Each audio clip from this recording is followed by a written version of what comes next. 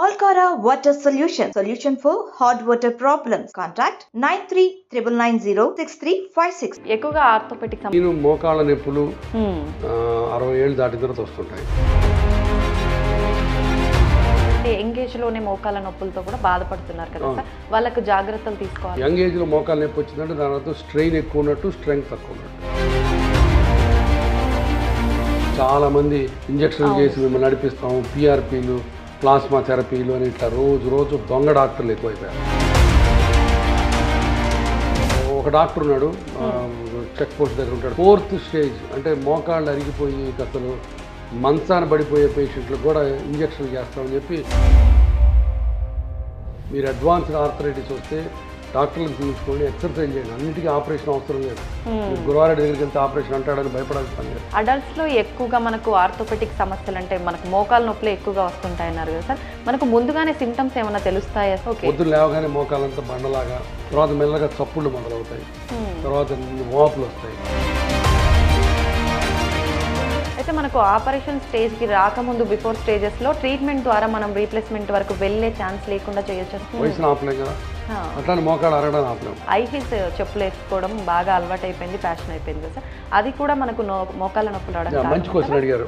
ఆడపిల్లలు high heels వేసుకుంటే heel pain, ankle pain, knee pain, hip pain, back pain. నమస్కారం, welcome to I dream.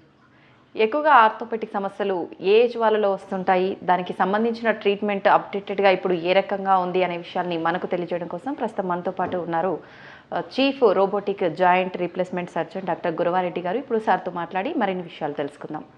నమస్తే sir. నమస్తే అమ్మా. సార్, ఎక్కువగా ఆర్థోపెటిక్ సమస్యలు అనేది ఏ ఏజ్ వాళ్ళలో చూస్తుంటాం సార్ మనం జనరల్గా? ఆర్థోపెటిక్ సమస్యలు అంటే మెయిన్ మోకాళ్ళ నొప్పులు 60 ఏళ్ళు దాటిన తర్వాత వస్తుంటాయి, అది ఆర్థరైటిస్ అంటారు. నడుము నొప్పులు ఏ ఏజ్ నుంచి అయినా వస్తాయి. ఓకే. మేము ఓపీలో ఏ ఆర్థోపెడిక్ సర్జరీ అయినా ఓపీలో 100 మంది పేషెంట్లు చూస్తే దాంట్లో ఆల్మోస్ట్ 60 నుంచి 70 దాకా ఈ 2 ప్రాబ్లమ్సే ఉంటాయి, బ్యాక్ పెయిన్, మోకాళ్ళ నొప్పులు. బ్యాక్ పెయిన్కి ఏమో మెకానికల్ బ్యాక్ పెయిన్ అది కారణం, అంటే సరిగ్గా కూర్చోలేకపోవటం, అంటే సరిగ్గా కూర్చోకపోవటం, తర్వాత కంటిన్యూస్ వర్క్ చేయటం, ఫార్వర్డ్ బెండింగ్ చేయటం, కంప్యూటర్స్ సరిగ్గా యూజ్ చేయకపోవటం, ఇట్లా అంటే ఎర్గానమిక్స్ తప్పు చేయటం వల్ల, అంటే మంచి పద్ధతులు నిర్వర్తించుకోకుండా బాడీని అబ్యూజ్ చేయడం వల్ల వచ్చేది నడుము నొప్పి. అది మన ప్రివెంటబుల్. మరి మోకాళ్ళ నొప్పులు అనేది ఆర్థరైటిస్ వయసుతో పాటు లావుతో పాటు వచ్చేది. సో ఈ 2 మేజర్ ప్రాబ్లమ్స్. ఓకే.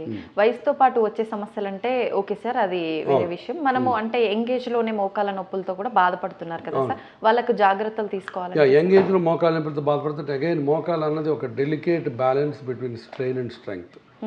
సో ఒత్తిడికి ప్లస్ దారుఢ్యం ఈ రెండింటి సమపాలంలో ఉంటే మోకాలు బాగుంటుంది.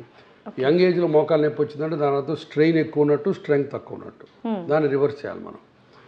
స్ట్రెయిన్ తగ్గించుకోవాలంటే మెయిన్ 2 పనులు చేయకూడదు. మెట్లు బాగా తగ్గించాలి, కింద కూర్చోకూడదు.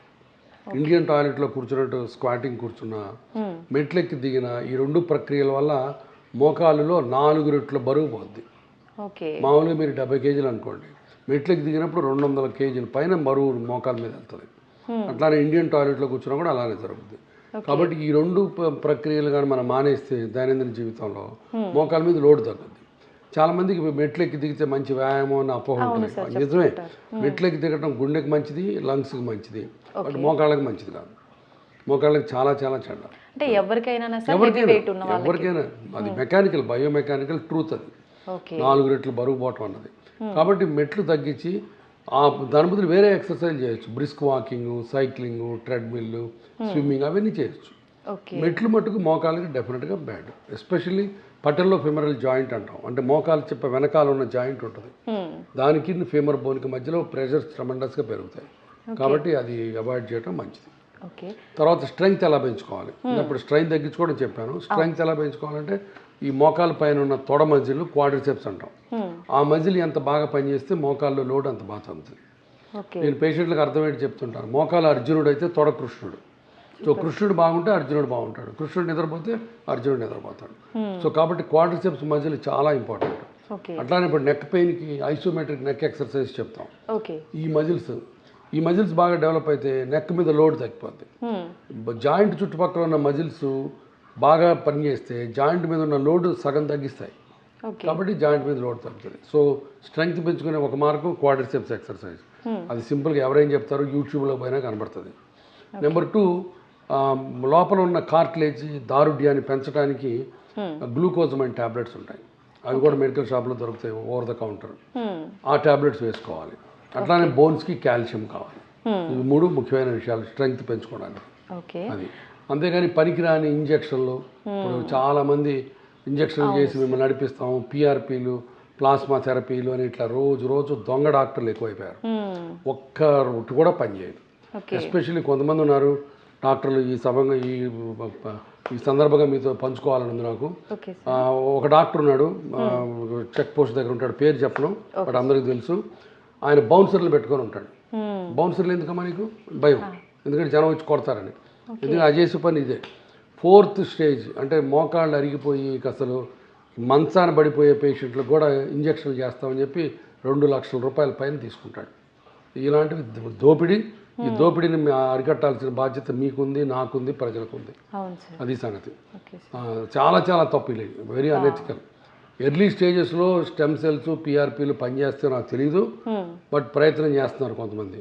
బట్ 4th, 3rd స్టేజ్లో బోను రాసుకుంటున్నప్పుడు అసలు ఆ పేషెంట్ వస్తే, ఇప్పుడు ఆపరేషన్ భయపడి చాలామంది వెళ్తారు అక్కడికి. పేషెంట్లకు ఉన్న భయాన్ని నువ్వు ఎక్స్ప్లాయిట్ చేసుకొని పనికిమాలిన ఇంజక్షన్ చేయడం అనేది చాలా అనెథికల్. పేషెంట్ భయపడి వచ్చినా, అమ్మ నువ్వు చాలా అడ్వాన్స్ స్టేజ్లో ఉన్నావు, నీకు ఇంజక్షన్లు పనికిరావు, నువ్వు ఆపరేషన్ చేయించుకో, లేకపోతే ఇంటికి వెళ్ళి రెస్ట్ తీసుకొని చెప్పాలి. వాళ్ళకి కూడా మాయ చేసి నువ్వు 2 లక్షల రూపాయలు కొట్టేస్తున్నావు అంటే వాళ్ళు అప్పులు చేసి తీసుకొచ్చి మరీ పెడుతున్నారు. ఇది చాలా దారుణం, భయంకరమైన ప్రాక్టీసు. ఆ డాక్టర్కి నేను సభాముఖంగా చెబుతున్నాను, అని ఎప్పుడో డెఫినెట్గా పోలీసులు పట్టుకెళ్తారు. అంత తప్పు పనులు చేస్తున్నాడు.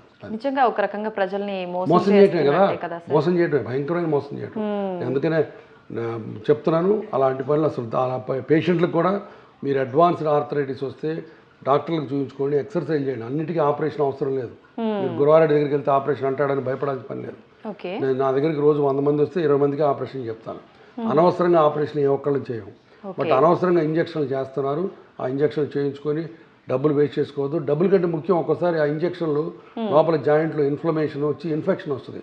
నా దగ్గర కనీసం 4-5 అట్లా ఇన్ఫెక్షన్ వచ్చిన పేషెంట్లు ఉన్నారు. అప్పుడు జీవితం అంతా పోయినట్టే. కాబట్టి తొందరపడి మాయ మాటలు నమ్మి ఆపరేషన్ అని భయపడి వెళ్ళి ఇంజక్షన్లు చేయించుకోవద్దు.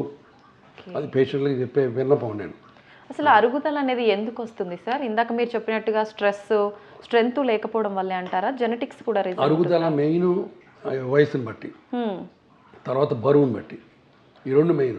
3వది యాక్సిడెంట్. ఒక్కోసారి మోకాలు యాక్సిడెంట్ అయ్యి లోపల ఎముకలు ఇరుగుతాయి, అప్పుడు కార్టిలేజ్ కూడా దెబ్బతిని దానివల్ల వస్తుంది. దాన్ని పోస్ట్ ట్రామాటిక్ ఆర్థరైటిస్ అంటారు. బట్ మేజర్ కారణం వచ్చి వయసు, ఆ 2వ కారణం వచ్చి లావు. వయసును మనం ఆపలేము, బట్ లావుని మనం నియంత్రించవచ్చు.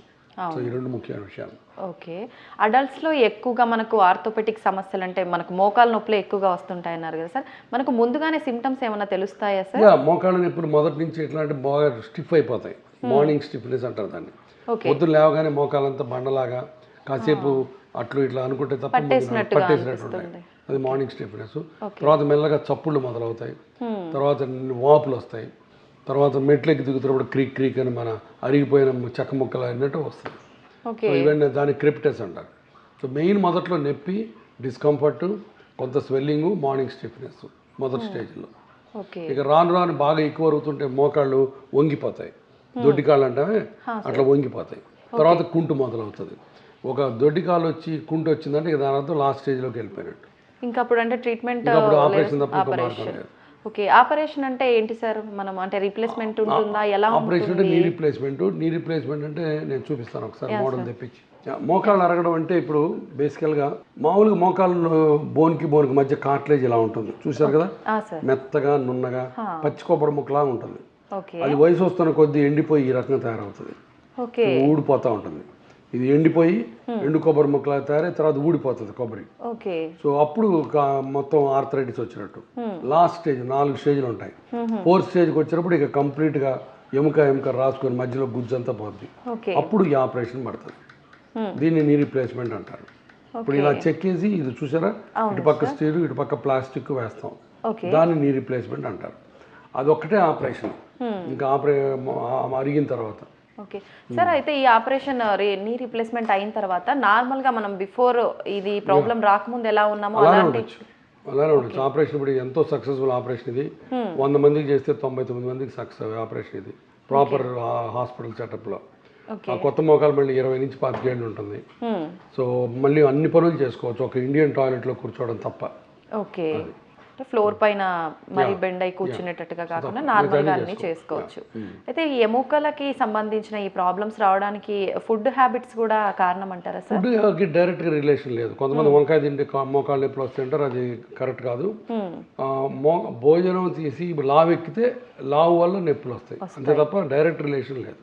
ఓకే, మనకు రీప్లేస్మెంట్ అయిన తర్వాత ఫుడ్ రెస్ట్రిక్షన్స్ కానీ ఏమైనా కండిషన్స్? రీప్లేస్మెంట్ మీరు ఏదైనా తినచ్చు. ఇప్పుడు ఆబ్వియస్గా లావు ఎక్కడం మంచిది కాదు, మీరు ఏదైనా తినచ్చు. డైరెక్ట్గా ఫుడ్కి మోకాళ్ళకి సంబంధమే లేదు. ఓకే, ఆర్థరైటిస్ లో కూడా మనకు టైప్స్ ఉన్నాయా సార్? టైప్స్ 2 రకాలు. Main osteo arthritis, rheumatoid arthritis. Osteo arthritis అంటే ఇందాక మనం అనుకున్నట్టు వయసుతో పాటు కీళ్ళు అరిగిపోయి వస్తే దాన్ని ఆస్టియో ఆర్థరైటిస్ అంటారు. రుమటాయిడ్ ఆర్థరైటిస్ అంటే బాడీలోనే చేంజెస్ వచ్చి రక్తంలో చేంజెస్ వచ్చి ఆటో ఇమ్యూన్ ప్రాబ్లం అంటారు. అంటే నీ జాయింట్లో ఉన్న కార్టిలేజ్ని నీ బాడీలో ఉన్న రక్త కణాలు శత్రువు కింద పరిగణిస్తాయి, వెళ్ళి వాటితో యుద్ధం చేసి వాటిని డ్యామేజ్ చేస్తాయి. సో నీ బాడీలో సెల్సే నీ కార్టిలేజ్ని విరగొడతాయి. That's called auto immune problem. అది రుమటాయిడ్ ఆర్థరైటిస్ అంటారు.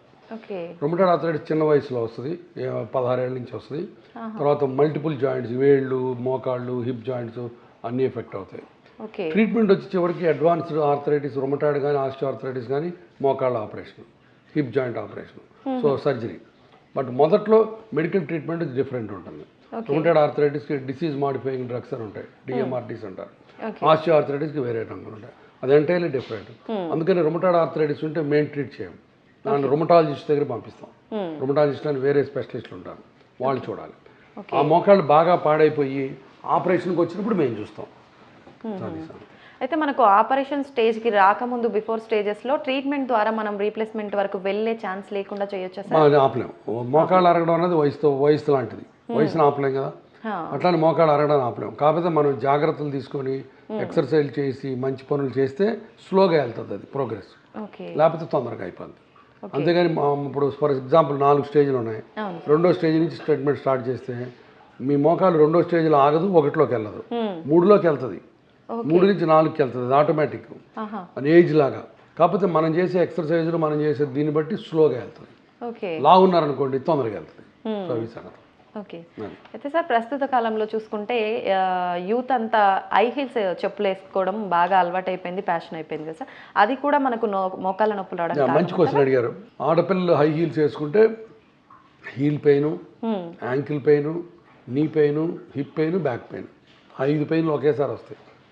కాబట్టి 5 పార్ట్స్ ఆఫ్ ద బాడీని ఒకే దెబ్బతో మీరు ఇబ్బంది పెట్టాలంటే హై హీల్స్ వేసుకోవాలి.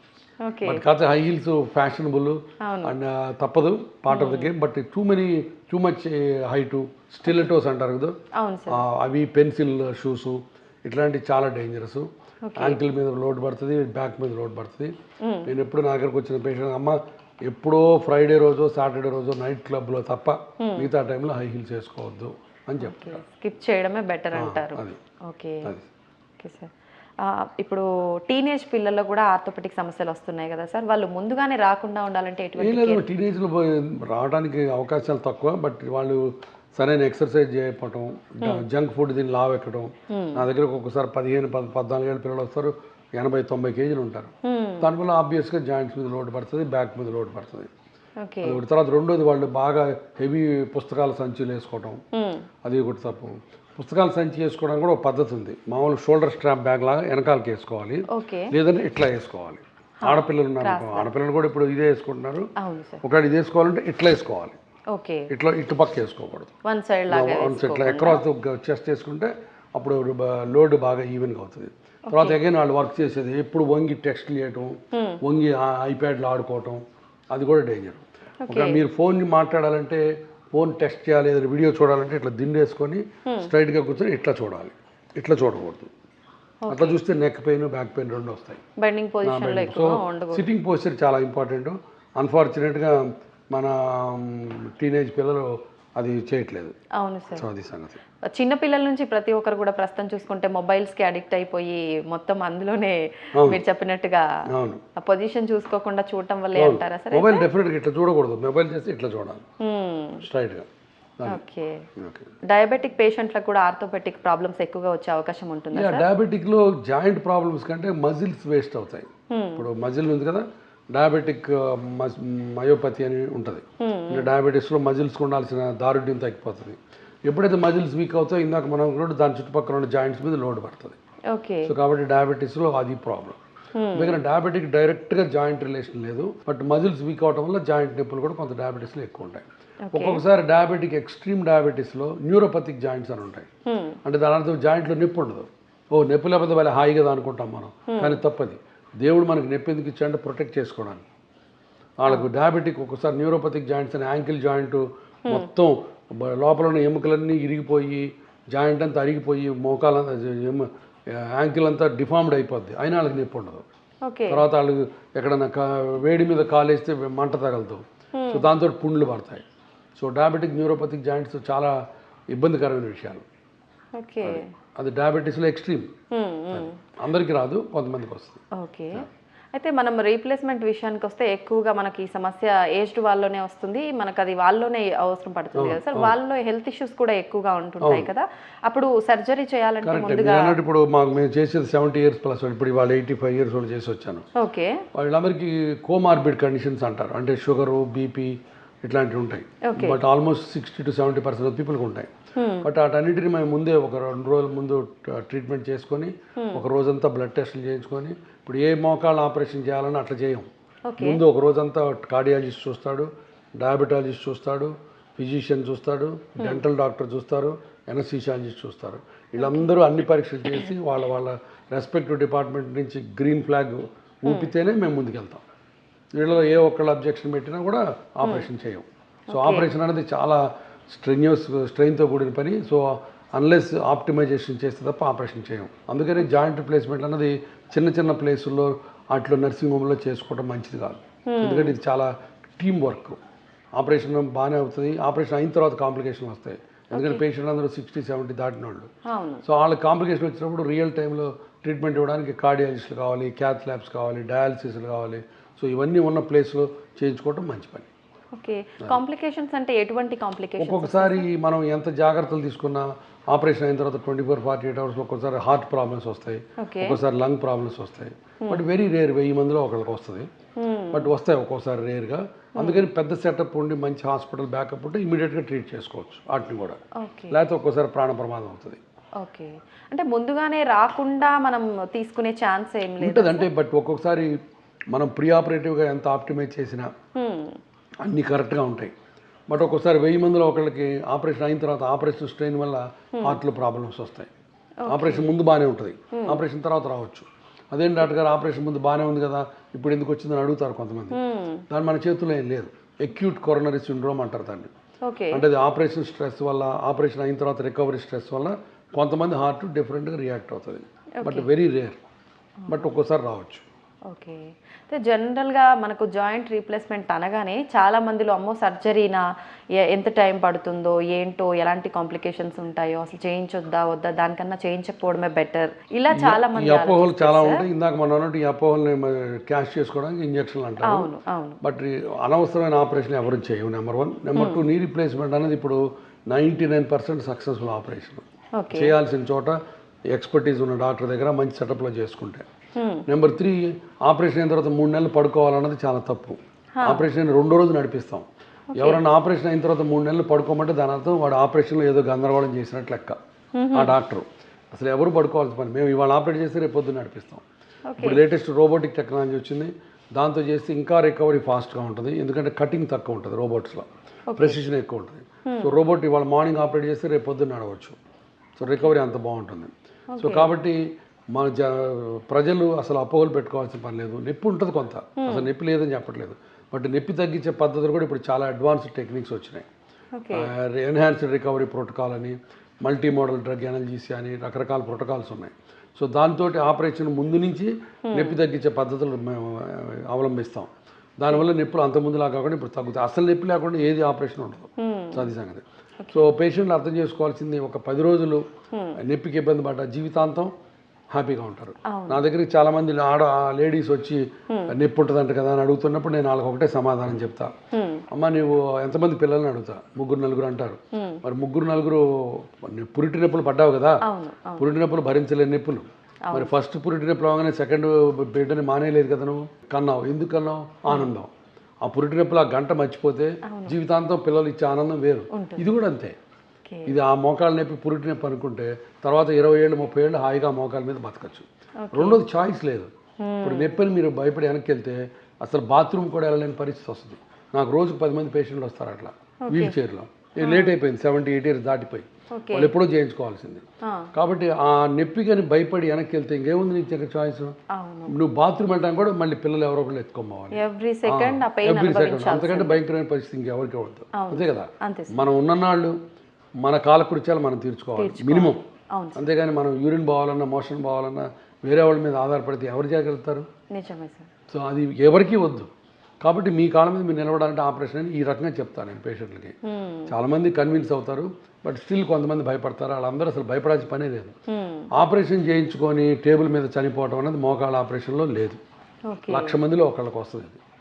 అంత రేరు. కాబట్టి అసలు దాని గురించి భయపడాల్సిన పని లేదు. అలా భయపడి వద్దు అని వెళ్ళిపోయిన వాళ్ళు ఎవరైనా ఉంటారు. 10-20% ఉంటారు, ఈజీగా ఉంటారు. ప్రతి సంవత్సరం వస్తారు, నేను ప్రతి సంవత్సరం వాళ్ళ క్లాస్ తీస్తా, మళ్ళీ వెళ్ళిపోతారు, మళ్ళీ రారు, అట్లా ఉంటారు. ఈ లోపల ఆ దొంగోడు ఉన్నాడు కదా, ఆ బౌన్సర్లు పెట్టుకున్నాడు, వాళ్ళు అంటాడు ఇంజక్షన్ చేసి వాడు 2 లక్షలు కొట్టేస్తాడు, అప్పుడు అయిపోద్ది మళ్ళీ సంగతి. అయితే సార్ ఎక్కువగా మనం పెయిన్ కిల్లర్స్ మెడిసిన్ నార్మల్గా యూజ్ చేయడం వల్ల కూడా ఈ సమస్యలన్నీ రావడానికి ఛాన్స్ ఉంది. మంచి క్వశ్చన్ ఇది కూడా. కొన్ని అనవసరమైన మందులు అంటే పెయిన్ కిల్లర్స్ రిపీటెడ్గా వాడితే NSAIDs అంటాం మనం, non steroidal anti inflammatory drugs. అవి వాడటం వల్ల కిడ్నీలు పాడవుతాయి, లివర్ దెబ్బతింటుంది, గ్యాస్ట్రిక్ ఇరిటేషన్ వస్తుంది. సో అన్ని రకాల చెడ్డ అది ఎక్కువ రోజులు వాడితే. కాబట్టి ఎక్కువ రోజులు ఆ మందులు వాడుకోకూడదు. అది అందుకని ఆపరేషన్ చేయించుకుంటే అప్పుడు మందులు వాడుకోకుండా సరిపోతుంది. అది బట్ కొంత లో మెయింటెనెన్స్ డ్రగ్స్ ఉంటాయి. ఫర్ ఎగ్జాంపుల్ పారాసిటమాల్, తర్వాత అల్ట్రాసెట్, ఇట్లాంటి టాబ్లెట్స్ కొన్ని నెలల తరబడి వేసుకోవచ్చు, బట్ నాట్ ఎవ్రీ టాబ్లెట్. అది సార్ ఆస్టియోపోరోసిస్ అంటారు అంటే ఏంటి సార్? చాలా మంది ఆస్టియోపోరోసిస్ మోకాళ్ళు అరగటం ఒకటి అనుకుంటారు, అది వేరు. ఆస్టియో ఆర్థరైటిస్ అంటేనేమో జాయింట్ అరగటం, ఆస్టియోపోరోసిస్ అంటే ఎముకల్లో కాల్షియం తగ్గడం. ఆస్టియోపోరోసిస్ వల్ల ఆర్థరైటిస్ రాదు. ఆస్టియోపోరోసిస్ అంటే ఎముకలు పలచబట్టడం. అది ఒరిజినల్గా ఆడవాళ్ళు మగవాళ్ళు అందరికీ 60 దాటిన తర్వాత ఆడవాళ్ళకి ఎస్పెషల్లీ పీరియడ్స్ ఆగిపోయిన తర్వాత అంటే పోస్ట్ మెనోపాజల్ ఈస్ట్రోజన్ హార్మోన్ లేకపోవడం వల్ల బోన్స్లో కాల్షియం తగ్గుతుంది. సో దాంతో బోన్స్ బ్రిటిల్ అయిపోయి కింద పడితే ఇరగటం, చాలా తొందరగా నొప్పులు రావడం జరుగుతుంటాయి. మన ఇండియాలో వెజిటేరియన్ ఆడవాళ్ళకి బాగా కామన్ ప్రాబ్లం ఆస్టియోపోరోసిస్. తర్వాత చిన్న వయసులో గర్భసంచి ఓవరీస్ తీసేస్తే దానివల్ల కూడా కొంత ఎఫెక్ట్ ఉంటుంది. అయితే దీనికి ముందుగానే మనం అంటే జాగ్రత్త తీసుకోవాలంటే సార్ అలా ఉంది. జాగ్రత్త ఆడపిల్లలు ఎస్పెషల్లీ 16 ఏళ్ళ 20 ఏళ్ళ నుంచి కొంచెం ఎక్సర్సైజ్ బాగా చేయాలి, రెగ్యులర్ కాల్షియం ఇంటేక్ తీసుకోవాలి, తర్వాత మిల్క్ ప్రోడక్ట్స్, ఎగ్ ప్రోడక్ట్స్ తీసుకోవాలి, తర్వాత వాకింగ్ లాంటివి చేయాలి, అంటే ఇంపాక్ట్ యాక్టివిటీస్ ఉండాలి. దీంట్లో కూడా మనకు టైప్స్ ఉంటాయా సార్? ఆస్టియోపోరోసిస్లోనే ఉంటాయి, బట్ ఓవరాల్ జనరల్గా ఆస్టియోపోరోసిస్ అంటే సింపుల్ ఒకటే స్ట్రైట్ ఫార్వర్డ్ ఆస్టియోపోరోసిస్. దీనికి ట్రీట్మెంట్ ఎలా ఉంటుంది? ట్రీట్మెంట్ అయినా దానికి కాల్షియం, వైటమిన్ డి, తర్వాత రెగ్యులర్ వాకింగ్, తర్వాత ఇప్పుడు దాంట్లో చాలా ఇంకా డిఫరెంట్ మాలిక్యూల్స్ ఉన్నాయి. ఆ మాలిక్యూల్స్ అవసరాన్ని బట్టి ఇస్తారు. అంటే ఫుడ్ రూపంలో తీసుకోవచ్చా సార్? ఫుడ్ రూపంలో సప్లిమెంట్స్ తీసుకోవాల్సి వస్తుంది. ఆస్టియోపోరోసిస్ ఒకసారి ఎస్టాబ్లిష్ అయిన తర్వాత కంపల్సరీగా దానికి ట్రీట్మెంట్ ఫిజిషియన్స్ కానీ, డయాబెటాలజిస్టులు కానీ, రొమటాలజిస్టులు కానీ ఇస్తారు. దీనికి సిమ్టమ్స్ ఏమైనా ఉంటాయా సార్? అంటే ముందుగానే osteoporosis symptoms bone pains, muscle pains, బాగా ఇక్కడ నొక్కితే నొప్పి, ఇక్కడ నొక్కితే నొప్పి, ఇక్కడ నొక్కితే నొప్పి అంటుంటారు. అది మెయిన్. అది bone pain, muscle pain, that is ఆస్టియోపోరోసిస్కి సిమ్టమ్స్. అసలు ఒళ్ళంతా నొప్పులుగా ఉంటాయి అన్నమాట. అయితే ఇప్పుడు చాలా వరకు చిన్న పిల్లల్లో అయినా పెద్దవాళ్ళు అయినా మిడిల్ ఏజ్ అయినా ఎవరైనా సరే ఎక్కడ పట్టుకున్న పెయిన్, మోకాలు నొప్పి, మెడ నొప్పి, ఆ నొప్పి, ఈ నొప్పి, కాలు నొప్పి కామన్గా వింటున్నాం సార్. అసలు దీనికి అంతా రీజన్ మంచి calcium food, calcium, vitamin D3 లేకపోవడం, సరైన ఎక్సర్సైజ్ లేకపోవడం. అది బోన్స్ స్ట్రాంగ్ ఉండాలంటే ఏ ఫుడ్ మన లైఫ్ స్టైల్లో? Regular milk, cheese, butter, eggs, boiled egg whites, ఇవన్నీ తీసుకోవాలి.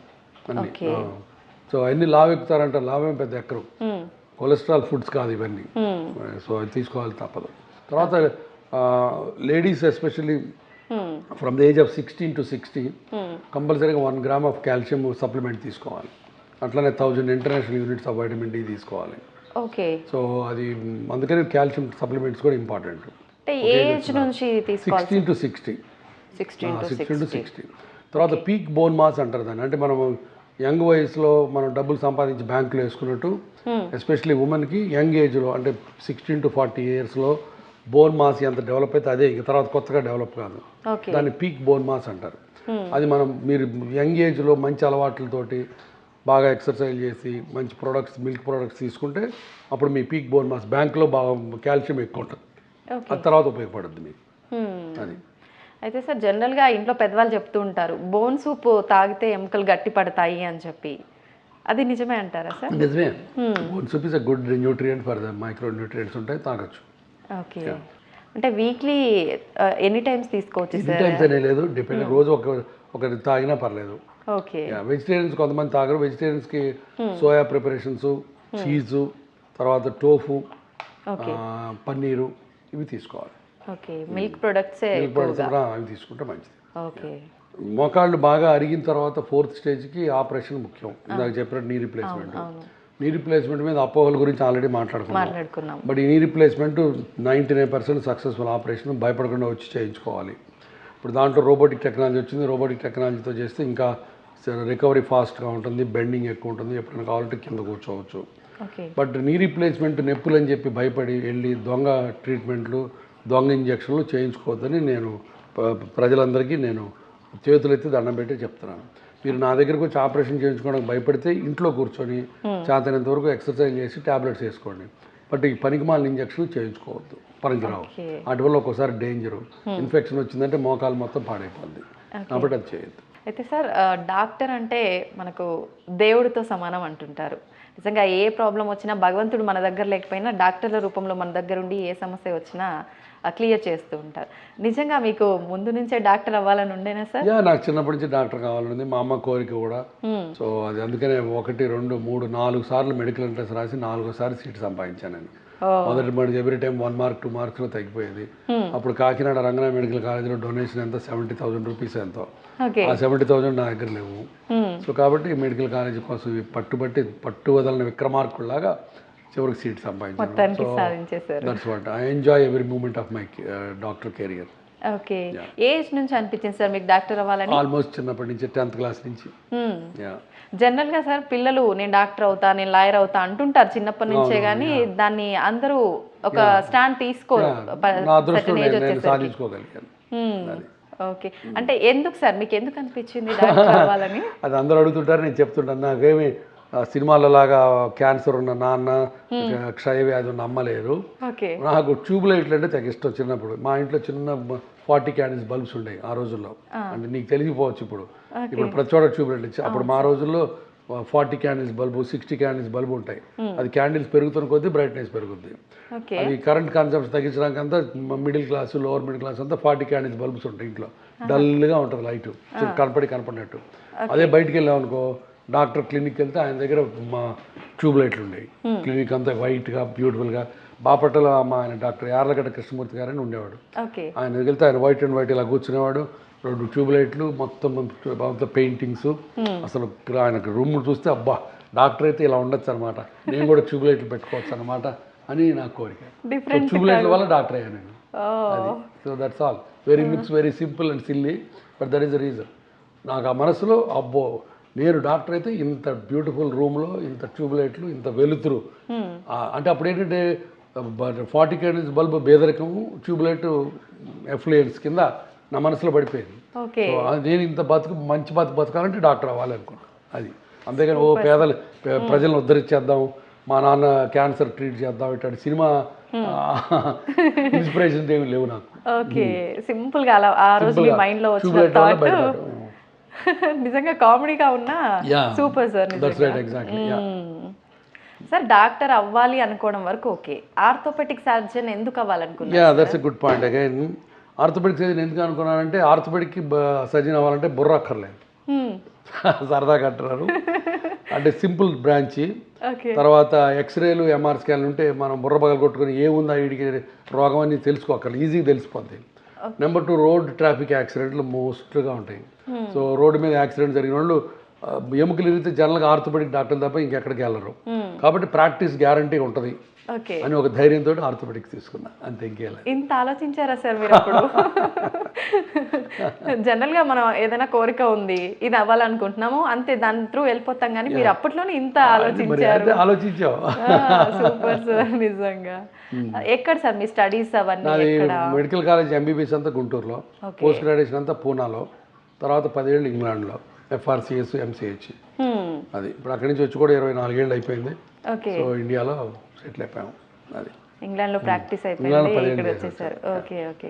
ఫ్యామిలీ బ్యాక్గ్రౌండ్ ఏంటి సార్? ఫ్యామిలీ బ్యాక్గ్రౌండ్ మా father agriculture college principal, okay.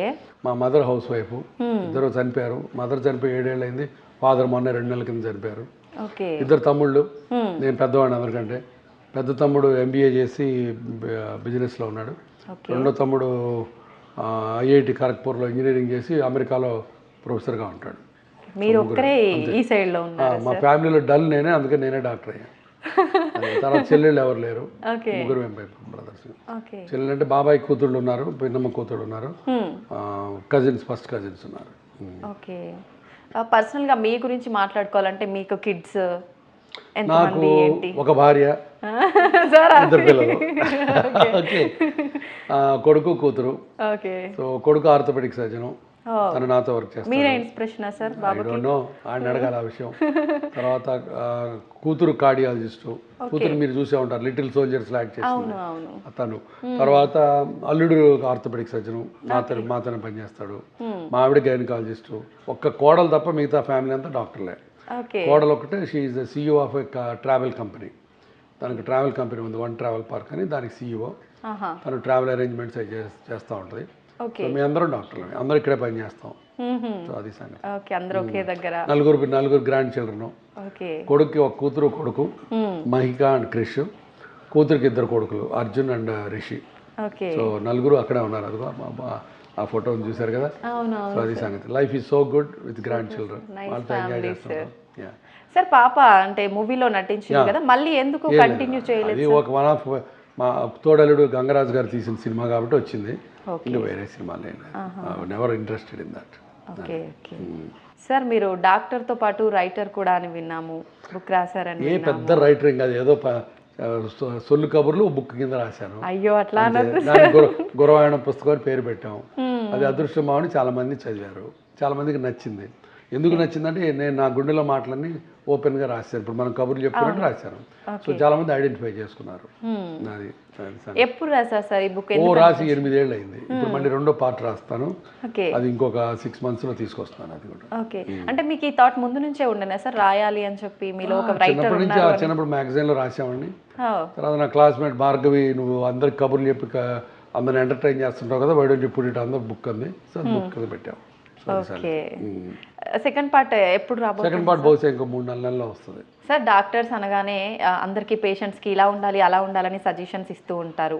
వాళ్ళు ఎలాంటి లైఫ్ స్టైల్ లీడ్ చేస్తుంటారో తెలుసుకోవాలనుంది. అసలు మీ లైఫ్ స్టైల్ ఏ విధంగా ఉంటుంది సార్? నా లైఫ్ స్టైల్ ఉంది, I enjoy life every minute of it. నీతో ఇంటర్వ్యూ చేస్తున్నా, ఐఎమ్ ఎంజాయింగ్ ఇట్. పేషెంట్లు చూస్తే I enjoy every minute is an enjoyment for me. So నాకు ఆ ప్రాబ్లము, డిప్రెషను, టెన్షను అటనే ఏం లేవు నాకు. దేవుడు ఆ చిన్న వరం ఇచ్చాడు నాకు. So I enjoy my life. తర్వాత ఫ్యామిలీతో స్పెండ్ చేస్తాను, గ్రాండ్ చిల్డ్రన్తో స్పెండ్ చేస్తాను. We go for holidays. So I enjoy music, I enjoy reading the books, I enjoy spending time with the friends. ఇప్పటికీ నా మెడికల్ కాలేజ్ ఫ్రెండ్స్ తోటి every year holidays వెళ్తున్నాం. Next month we are all going to South America, ఒక 10 మంది families. మొన్న last 2 months కింద Kenya వెళ్ళాం, ఒక 20 మంది ఫ్యామిలీస్. సో అట్లా enjoy life. That's it. Very simple. Life is very simple. We make it complicated. మొత్తానికి అంటే చాలా మంది కెరీర్ పైన దృష్టి చేసి మిగతా ఎంజాయ్మెంట్స్ అన్ని పక్కకు పెడతారు. But that's balance is very important. అవును సార్. కెరీర్ ఒక్కటే కాదు, పెళ్ళాం, పిల్లలు, తల్లి, తండ్రి అందరూ ఉండాలి. అందరితో బ్యాలెన్స్ చేసుకుంటూ ముందుకు పోవాలి. అలా బ్యాలెన్సింగ్ గా ఉండాలి అంటే ఏమైనా టిప్ చెప్తారా? టిప్స్ రోజు గీత గీసుకోవటమే. రోజుకు 2 గంటలు నేను ఫ్యామిలీతో స్పెండ్ చేస్తాను. సాయంత్రం 6 తర్వాత పేషెంట్ని చూడను, మా ఆవిడతో సినిమాకి వెళ్తాను. ఇట్లాంటి పెట్టుకోవడం ఎవడు మట్టుకోడదు. ముట్టుకోవడం. అట్లయితే ప్రాక్టీస్ పెరగదంటే పెరిగినప్పుడే పెరుగుతుంది. నేను ఎప్పుడు ఇంగ్లాండ్ నుంచి వచ్చిన దగ్గర నుంచి సాటర్డేస్ పని చేయనని చెప్పాను. 5 రోజులే, సాటర్డే సండే నా ఇష్టం, my own time. So like that. ఇప్పుడు నేను మా ఆవిడ every 4th weekend discover India అని పేరు పెట్టుకొని ఇండియాలో ప్రతి ప్లేస్కి వెళ్తాం. మన అమృత్సర్కి వెళ్ళాం, ఇంకో రోజు చండీగఢ్కి వెళ్ళాం, ఇంకో రోజు కన్యాకుమారికి వెళ్ళాం. సో ఇట్లా we wanted to travel all over India. So every 4th weekend మేము ఇద్దరం ఎవరికి దొరకవు. So like that you define your life. ఎవడు nobody can question you, nobody can influence you. అది మనలో ఉండాలి. సో కాబట్టి అది ఇంపార్టెంట్, చాలా ఇంపార్టెంట్. అప్పుడే రీజువనేట్ అయ్యి మళ్ళీ వర్క్ కూడా బాగా చేస్తాం. 24 గంటలు వర్క్ చేస్తే కూడా నీకు లోపల ఎనర్జీ అంతా ఇదైపోతుంది. కాబట్టి మధ్య మధ్యలో రిలాక్స్ అవ్వడం చాలా ఇంపార్టెంట్, చాలా చాలా ఇంపార్టెంట్. నిజమే సార్, బ్యాలెన్స్డ్ లైఫ్ నిజంగా ఇంపార్టెంటే సార్. ఈ ఇప్పుడు ప్రస్తుత రోజుల్లో ఇది మిస్ అయ్యే చాలా వరకు గొడవలకి దారితీస్తున్నాయి సార్. సార్ మీరు రాసిన పుస్తకానికి బాపు గారి ముఖ చిత్రం వేశారు కదా, ఎందుకని సార్? బాపు గారు కవర్ పేజ్ చేశారు. ముళ్ళపూడి వెంకటరమణ ముందు మాట రాశారు. ఆయన అదృష్టం, వాళ్ళిద్దరు గొప్ప వ్యక్తులు. ఆయన కవర్ పేజీ ముళ్ళపూడి వెంకటరమణ గారు ముందు మాట రాశారు. వాటి ఇద్దరు లేరు ఇప్పుడు, దురదృష్టం కొద్ది. ఎందుకు సార్, మీకు ఎందుకు అనిపించింది వాళ్ళవే? నాకు బాపు గారు అంటే ప్రాణం. అసలు ఆయన అంటే నాకు ఎంత ఇష్టం అంటే అంత ఇష్టం, అంత ఇష్టం. నా కాలేజీ రోజుల నుంచి ఆయన బొమ్మలు అంటే ఇష్టం, ఆయన వ్యక్తిత్వం అంటే ఇష్టం, ఆయన సినిమాలు అంటే ఇష్టం. కాబట్టి ఆయన అడిగి రిక్వెస్ట్ చేశాను. అదృష్టం బాగుండి ఆయన నాకు పేషెంట్ కూడా. సో ఆయన వేసి ఇచ్చాడు. ముళ్ళపూడి వెంకటరమణ గారు కూడా నా పేషెంట్, ఆయన ముందు మాట రాసిచ్చాడు. అదే నాకు చాలా అదృష్టం కింద ఫీల్ అవుతాను నేను వాళ్ళిద్దరితో అంత చేసుకోవడం అన్నది. Okay, super sir. నిజంగా అంటే ఒక డాక్టర్ అంటే డాక్టర్ యాంగిల్లోనే కనిపిస్తారు. మిమ్మల్ని చూస్తుంటే లైఫ్ బ్యాలెన్స్డ్, ఎంజాయ్ చేయడం కానీ, మీ వర్క్కి మీరు న్యాయం చేయడం కానీ, ఎవ్రీథింగ్ అసలు సూపర్ సార్. నేను చాలా చేస్తాను, చెప్పే కదా, orthopaedics only part time job నాకు. నేను పుస్తకాలు రాస్తాను, మ్యూజిక్ వింటాను, కంపేర్ చేస్తాను, మ్యూజిక్ షోస్, రేడియో జాకింగ్ చేస్తాను, చాలా చేస్తాను. Multi talented sir. అంటే మల్టీ టాలెంటెడ్ అన్న multi tasker. Okay, super sir, super. ఇంతే జోష్గా ఎనర్జీగా ఉండాలంటే ఇప్పటి యువతకు మీరు ఏ సలహా ఇస్తారు సార్? ఏలా simple, do what you like what you do. Okay sir, single లైన్లో సింపుల్ గా. ఓకే, అర్థం చేసుకున్న వాళ్ళు ఫాలో అయిపోవాలి. Okay, thank you sir, thank you very much. నమస్తే.